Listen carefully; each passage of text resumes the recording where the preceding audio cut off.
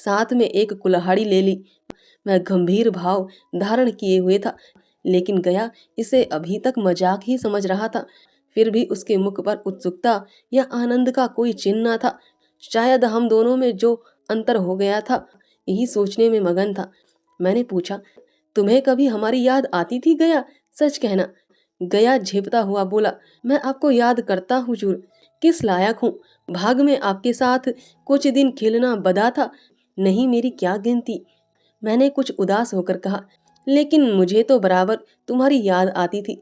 तुम्हारा वह डंडा जो तुमने तान कर जमाया था, याद है ना? गया ने पछताते हुए कहा, वह लड़कपन था सरकार, उसकी याद ना दिलाओ। वाह, वह मेरे बाल जीवन की सबसे रसीली याद है। तुम्हारे उस डंडे में जो रस था, वह तो अब ना आदर सम्मान में पाता हूँ, ना धन में। इतनी देर में हम बस्ती से कोई 3 मील निकल आए। चारों तरफ सन्नाटा है।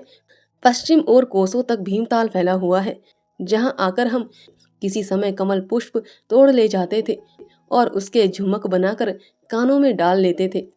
जेठ की संध्या केसर में डूबी चली आ रही थी। मैं लपक कर एक पेड़ पर चढ़ गया और एक टहनी काट लाया। चटपट गुल्ली डंडा बन गया। खेल शुरू हो गया। मैंने गुच्ची में गुल्ली रखकर उछाली। गुल्ली गया के सामने से निकल गई। उसने हाथ लपकाया जैसे मछली पकड़ रहा हो। गुल्ली उसके पीछे जाकर गिली। यह वही गया है जिसके हाथों में गुल्ली जैसे आप ही आकर बैठ जाती थी।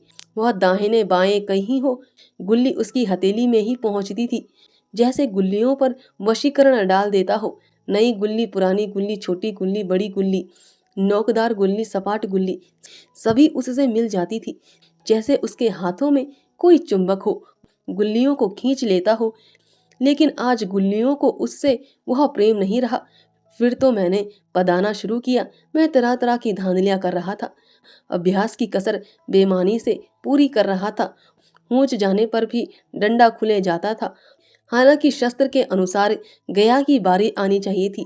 गुल्ली पर ऊंची चोट पड़ी और वह जरा दूर पर गिर पड़ती तो मैं झपटकर उसे खुद उठा लेता और दोबारा डांट लगाता।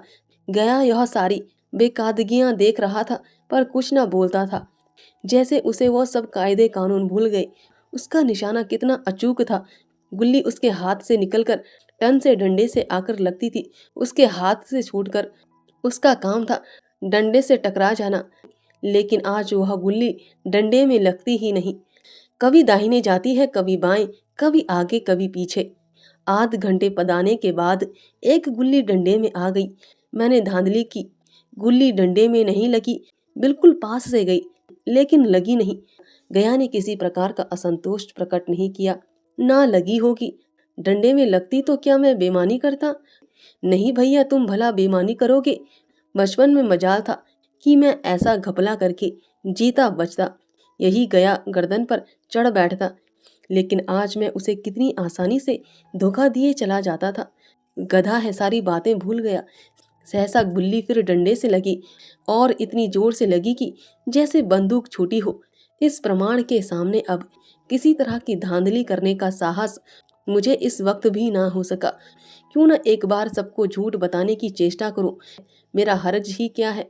मान गया तो वाह वाह, नहीं 2-4 हाथ पदना ही पड़ेगा।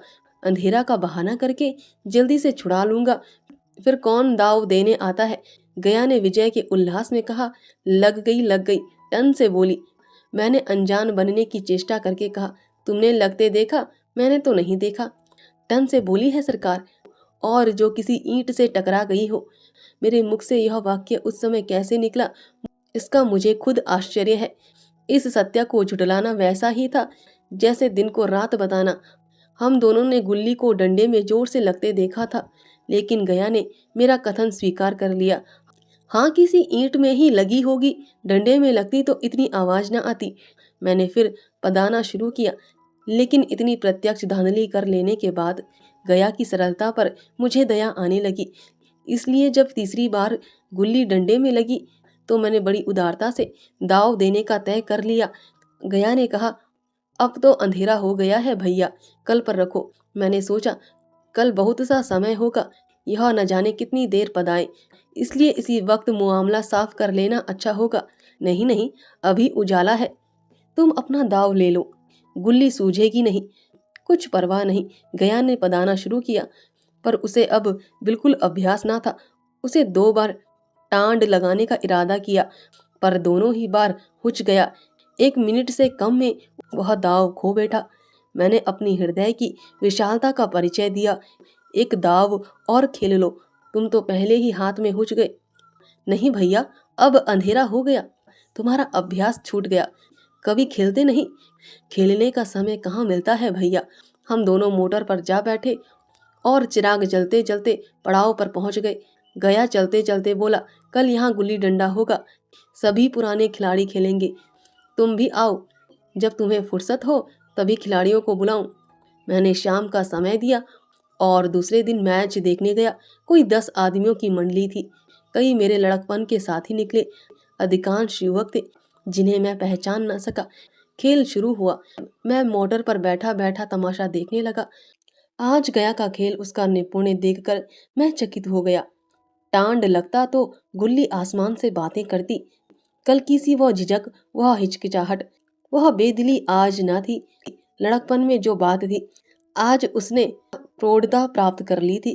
कहीं कल इसने मुझे इस तरह पदाया होता तो मैं जरूर रोने लगता।